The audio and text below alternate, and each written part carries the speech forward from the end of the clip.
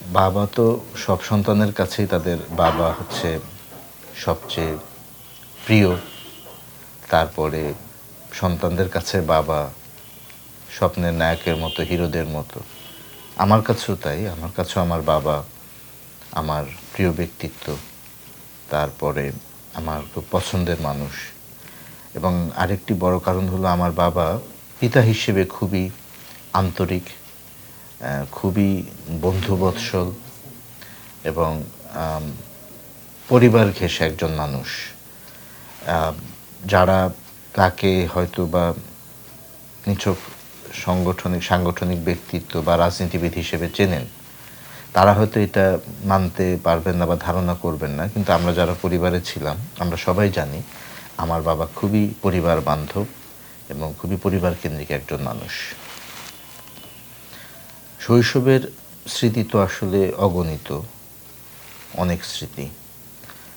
আমি একটা ঘটনা প্রায়ই স্মরণ করি। আমার এসএসসি পরীক্ষার সময় আমার একবার লাংচে ফুসফুসে পানি যেটাকে বলে এটা হলো, এবং সেটা খুব প্রকট, প্রায় দু সাইডই পানিতে ব্লকড এরকম।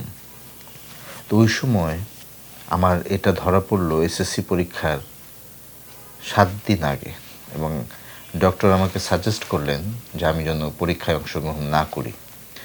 তো সাহস করে পরীক্ষাটা দিলাম, যদিও মাঝখানে হলে একদিন অসুস্থ হয়ে পড়েছিলাম এবং সিক বেডে পরীক্ষা দিতে বলেছিল, ওটাও রাজি হয়নি। তো এই সময়টায় আব্বা আমাকে নিয়ে যে পরিমাণ ডাক্তারের কাছে ছুটোছুটি করেছেন, মানে এটা অবিশ্বাস্য। আমার প্রতি মাসে কমপক্ষে 2বার এক্সরে করতে হতো ওই সময়, প্রায় টানা 10 মাস। আমার পানি কতটুকু কমলো বা কী, এই প্রতিটা সময় আব্বাই সঙ্গে যেতেন। এবং ডাক্তারদের কাছে যখন আমার অবস্থা বলতে ডাক্তার জানতে চাইতো যে কেমন আছো বা কীরকম কী, তো আমার আব্বাই সেগুলো বলতে পারতেন, তার এত ভালো আইডিয়া ছিল। তো তিনি তার সকল সাংগঠনিক এবং রাজনৈতিক কর্মকাণ্ডের মাঝখানে পরিবারের জন্য তিনি সময় দিতেন, সন্তানদেরকে সময় দিতেন, তাদের প্রয়োজনীয়তাগুলো জানার এবং সেগুলো কিভাবে পূরণ করা যায় সেজন্য তিনি তৎপর ছিলেন। আমার আরেকটা স্মৃতি মনে পড়ে, আমি মাস্টার্সে ভর্তি হলাম তখন মানারাত ইউনিভার্সিটিতে।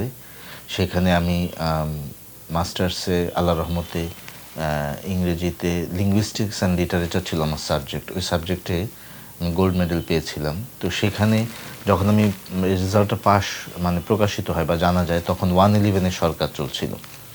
তো সেই সময় আব্বা তিনি আমার কনভোকেশনে এসেছিলেন, মানারাতের প্রথম কনভোকেশন। এটা হয়েছিল চীন মৈত্রী সম্মেলন কেন্দ্রে। আমাদের তৎকালীন প্রেসিডেন্ট ডক্টর ইয়াজউদ্দিন আহমেদ ছিলেন হচ্ছে চ্যান্সেলর, ওনার হাত থেকে আমি নিয়েছিলাম।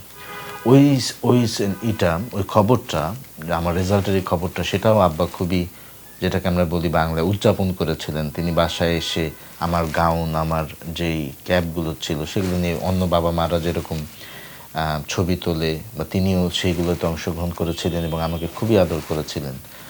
এবং তিনি কনভোকেশনে অংশ নিয়েছিলেন, পিতা হিসেবে গিয়েছিলেন। এই স্মৃতিগুলো খুব মনে পড়ে। আপনার মন্ত্রী হওয়ার আগের বাবা আর মন্ত্রী হওয়ার পরের বাবার মধ্যে ডিফারেন্টটা কিরকম পেলেন? না, মন্ত্রী শুধু বাবা না, আমি বলবো যে আমাদের পুরো পরিবারকেই যদি কেউ দেখে যারা আমাদের আগে চিনতেন, আমার মনে হয় না যে আমাদের পরিবারের, আমার আব্বা বলেন, আম্মা, আমার অন্য আদার্স যারা ভাই আছে বা আমরা যারা আছি, আমাদের কারো কোনো পরিবর্তন এসছে এটা বোধহয় কেউ বলতে পারবে না। আমরা যেরকমভাবে জীবনযাপন করতাম, আমরা যেভাবে পারিবারিকভাবে যেভাবে চলাফেরা করতাম, এখনও তাই চলি, আগেও তাই চলতাম, মন্ত্রিত্বের অবস্থাও তাই চলেছি। এটা আমি যদি উদাহরণ হিসেবে বলি, আমার বাবা যখন মন্ত্রী, আমরা যখন মিন্টো রোডে বাসায় থাকতাম, আমি কিন্তু তখনও আমার ইউনিভার্সিটিতে আমি পাবলিক ট্রান্সপোর্টে আমি গিয়েছি এবং এখনও তাই যাই।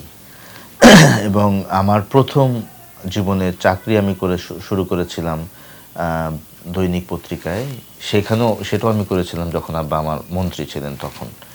তো একদমই সকালবেলা ভোরে উঠে আমার শিফট থাকতো, সেই শিফটে আমি চলে যেতাম, সাব এডিটর হিসেবে কাজ করতাম। তো সেভাবে আমি আমার মতো করে রিক্সায় যেতাম, ওইখানে ওইটা শেষ করে তারপর আমি ক্লাসে যেতাম, ক্লাস করে তারপর আমি আমার আবার বাসায় ফিরতাম। তো এভাবেই। তো আলাদা করে ধরেন আমাদের কারো জীবনেই যেমন কোনো পরিবর্তন হয়নি, ঠিক আমার বাবার মধ্যেও তাই। আমার বাবার খাদ্যাভ্যাস বলেন, চলাফেরা বলেন, জীবনযাপন বলেন, সবই আমরা আগের মতোই ছিল। এবং আমার মনে পড়ে যে আপনারা এটা নিশ্চয়ই জানেন, আমি অনেক পত্রিকায় পড়ি আর কি, যে অনেক মন্ত্রীদের তাদের মেয়াদ ফুরোবার পরে সরকারি বাসা ছাড়ার ব্যাপারে তারা অনেকে ডিলে করেন, অনেকে গড়িমসি করেন। আমরা কিন্তু আমাদের আব্বা শুরুতেই বলেছিলেন যে আমাদের মেয়াদ শেষ হবে অক্টোবর মাসের শেষ সপ্তাহে, আমরা তার অনেক আগে আমরা বাসা ছেড়ে চলে যাব, এবং আমরা ওই বাসা ছেড়ে একটা ভাড়া বাসায় উঠেছিলাম।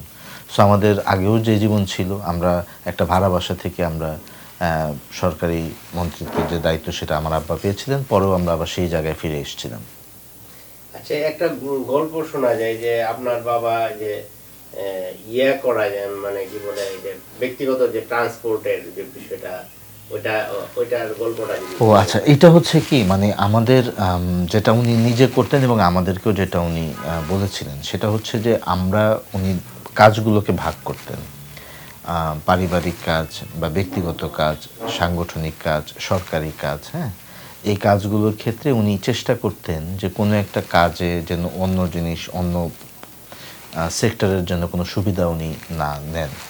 অর্থাৎ ধরেন যে উনি যখন প্রোগ্রাম করতেন, ধরেন উনি ঢাকার বাইরে যদি যাইতেন, উনি সেটা আমাদের ওই আবার একটা বই আমরা কয়েকদিন আগে বই উন্মোচন করলাম, ওখানেও জামাতার আমির সাহেব স্মৃতিচারণ করলেন। সেটা হচ্ছে যে উনি সরকারি প্রোগ্রামগুলোতে সরকারের যে ব্যবস্থাপনা তার আন্ডারে থাকতেন, কিন্তু ওটা তো প্রথম হাফে উনি শেষ করতেন, দুপুরের মধ্যে শেষ করতেন। দুপুরের পরে উনি সাংগঠনিক যে কাজগুলো করতেন, সেখানে উনি সরকারি কোনো প্রোটোকল বা সরকারের কোনো লোক তার সাথে যাক, এটা উনি চাইতেন না। উনি ওনার খাবার দাবার, চলাফেরা সবই তখন সংগঠনের মাধ্যমে করতেন। ঠিক আমাদেরকে উনি একই মানসিকতাই বলেছেন যে তোমাদের বাসা বাড়িতে তোমরা যে ব্যক্তিগত কাজ করবে, এগুলোতে তোমরা কখনো এই ধরনের মানে ফ্যাসিলিটিসগুলো তোমরা ব্যবহার করবা না, নিজের কাজ নিজেরা করবা, নিজেরা যেভাবে চলতা সেভাবেই চলবা, এগুলো উনি বলতেন। এরকম শোনা যায় যে আপনাদেরকে নাকি সরকারি গাড়িতে উঠতে দিত না। এটা ঠিক উঠতে দিতেন না এরকম না। আমার আমার মানে আমি ব্যক্তিগতভাবে কখনো ওইভাবে পছন্দ করতাম না আর কি। আমি আমার মনে পড়ে না যে আমি খুব প্রয়োজন না পড়লে আমি সরকারি গাড়িতে উঠেছি। এটা যে একদম নিষিদ্ধ বা অবৈধ তা তো না, এটা তো আমাদের জন্য বরাদ্দই ছিল, কিন্তু আমরা ওইভাবে ইউজ টু না আর কি। আমার আম্মা তখন যদি কিছু জায়গায় যেতেন, তাহলে বাসায় যে গাড়িটা, যেমন আমার নানি বাড়িতে যদি যেতেন, তাহলে হয়তো ওই গাড়িটা তিনি মাঝে মাঝে ব্যবহার করতেন, বাকি সময় বাসায় থাকতো। মানে ধরেন আমরা যদি কোনো কলেজ ইউনিভার্সিটিতে যাওয়া বা ব্যক্তিগত কোনো কাজের জন্য যদি আমরা যাওয়া, এই জিনিসগুলোতে উনি কখনোই আমাদেরকে ডিসকারেজ করতেন যাতে আমরা সরকারি গাড়ি বা কোনো কিছু ব্যবহার না করি। আমরা আমাদের মতো করে যেভাবে আগেও চলতাম, উনি সেভাবে আমাদেরকে একটা পকেট মানি দিতেন, এবং সেই পকেট মানির ক্রাইসিসটা শুরু হলো বলেই কিন্তু আমি শেষের দিকে এসে 5 সাল থেকে আমি চাকরিতে চলে গেলাম, যে আমার তো আসলে খুচরা ইনকাম কিছু করা দরকার, আদারওয়াইজ আমি এই যে ভার্সিটিতে যাই বা এইগুলো আমরা কীভাবে কি অ্যাফোর্ড করব। তখন উনি আমাকে বললেন যে ঠিক আছে তুমি তাহলে কাজ করো, এরকম একটা অনুমতি উনি দিলেন। তখন থেকে হচ্ছে আমি কাজ করি। আর এমনিতেও আমরা যখন আমার আব্বা শপথ নিয়ে বাসায় ঢুকলেন গণভবন থেকে প্রথম, সেই দিনই উনি কিন্তু কিছু দিক নির্দেশনা আমাদেরকে তিনি দিয়েছিলেন। তার মধ্যে একটা হচ্ছে যে তোমরা পরিবার, তোমরা সচিবালয়ের আশপাশে তোমরা কম যাতায়াত করবে, এটা উনি বলেছিলেন। 2 নম্বর উনি বলেছিলেন যে তোমরা এমন কোনো কাজ করবা না যার কারণে আমার কোনো দুর্নাম হয়। যদি সেই প্রশ্ন আসে আমি কিন্তু মানে মন্ত্রিত্বের দায়িত্ব থেকে সরে দাঁড়াবো। উনি আমাদের কারণের জন্য তার কোনো দুর্নাম না হয় বা দলের জন্য কোনো ইমেজ সংকট না হয়, এটা তিনি আমাদেরকে একদম প্রথম দিন তিনি আমাদেরকে দিক নির্দেশনা দিয়েছিলেন। তারপরে আমাদের চলাফেরার ভেতরে যেন দাম্ভিকতা, দম্ভ, অহংকার এগুলো না আসে, এগুলো একদম শুরুতে উনি আমাদেরকে প্রথম দিন বলেছিলেন। আমরা প্রায় প্রথম 6 মাস আমরা সরকারি কোনো বাসা পাইনি। ফলে আমরা মগবাজারে যে ভাড়া বাসায় থাকতাম ওখানেই আমরা ছিলাম। ওখানেই আমাদের যারা পুলিশ হাউস প্রোটেকশনের জন্য যারা এসেছিলেন তারাও খুব বিব্রতকর একটা অবস্থায় পড়েছিলেন, কারণ তাদেরও সেখানে থাকার মতো কোনো ব্যবস্থা নেই। সব মিলিয়ে একটা অবস্থা। যাই হোক, সেভাবে আমরা প্রথম কয়েক মাস তো পার করলাম।